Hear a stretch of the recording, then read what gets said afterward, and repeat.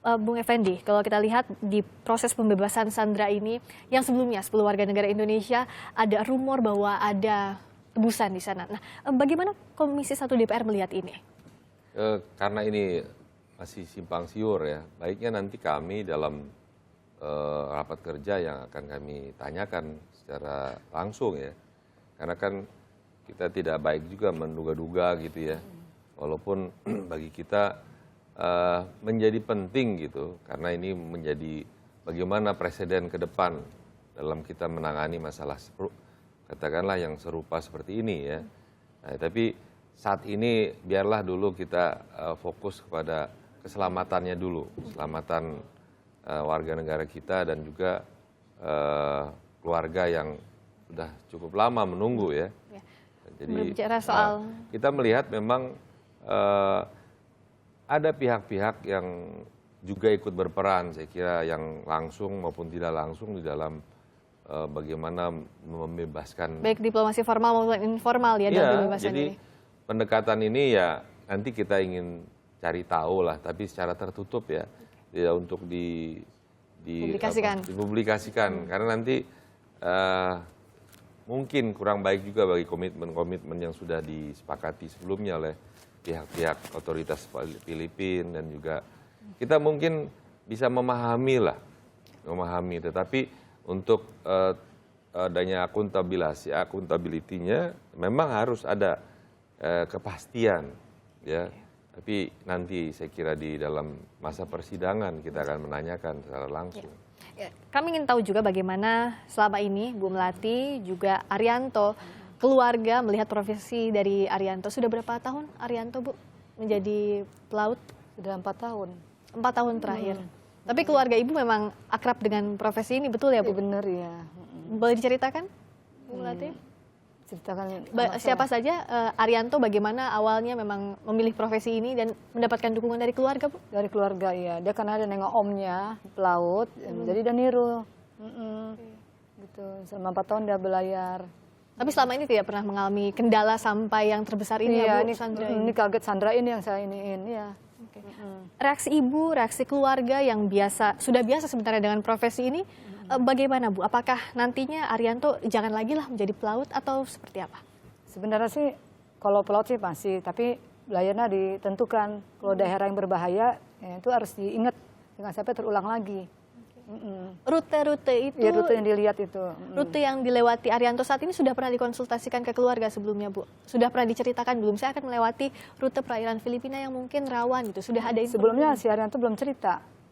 Pas Brahma 12 dia bilang sama saya udah berpikir pasti lewatnya di sini juga, ketemu di sini juga. Benar kan? Kalau ibunya bilang ya. Ya, memang di perairan Filipina Jadi situ. satu ya. Soal pengamanan kawasan kan sudah ada perjanjian trilateral, Bung Effendi.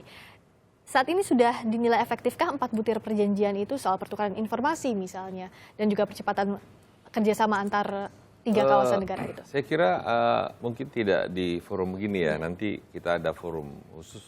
Kita ingin tahu sebenarnya ini kan geopolitik di wilayah Malaysia, Filipina dan Indonesia ini kan kita artinya kami dari Senayan, dari DPR ingin memastikan nanti dari pihak pemerintah seperti apa positioning kita. Karena kalau kita ambil hasil kesepakatan yang di Jogja, saya kira itu umum sekali. Tapi kita tahu bagaimana keberadaan Sabah yang masih diklaim oleh pihak, katakanlah pihak kelompok Mindanao ya, yang bagian dari Kesultanan Zulu yang lama, dan ini masih ada di wilayah Malaysia, yang saya kira banyak faktor yang harus kita bahas gitu.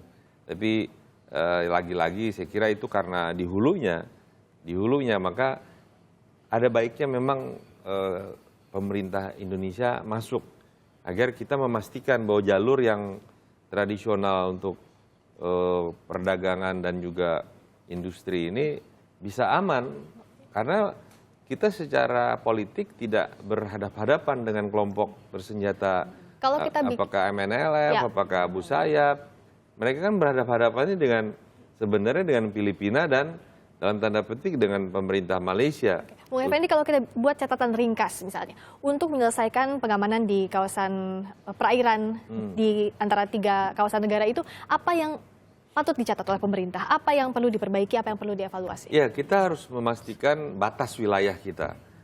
Kan ini belum clear, batas wilayah Indonesia dengan Singapura, batas wilayah dengan Singapura, Malaysia, kemudian batas wilayah dengan Filipina, batas wilayah, itu harus clear, harus jelas, dan itu harus dicatatkan di PBB.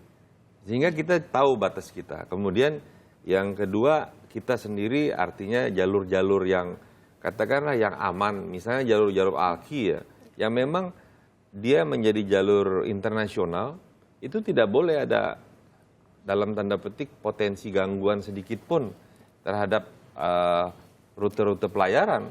Ya. Karena bayangkan kalau ini kemudian menjadi gangguan yang katakanlah yang masif gitu ya, maka akan terhambat semua ini. Ya. Bukan saja kita yang rugi, tapi mereka yang ada di kawasan wilayah itu juga akan rugi. Oke. Nah, kalau dari Ibu, harapan terakhir agar tidak ada lagi kasus seperti ini, penyanderaan warga negara Indonesia dimanapun itu, Bu. Kalau harapan saya terakhir, kalau bisa jangan sampai terulang lagi pembajakan sandera karena merugikan pelaut Indonesia itu sama negeri devisa pertambangan itu batu bara. Ya. Amin. Kita doakan bersama. Karena Filipina ya itu satu negara yang terbesar berkontribusi menjadi pelaut-pelaut di dunia. Ya. Jadi mereka harusnya menjaga marwahnya, harga dirinya pelaut di seluruh dunia. Ya, kita harapkan tidak ada lagi kejadian seperti ini.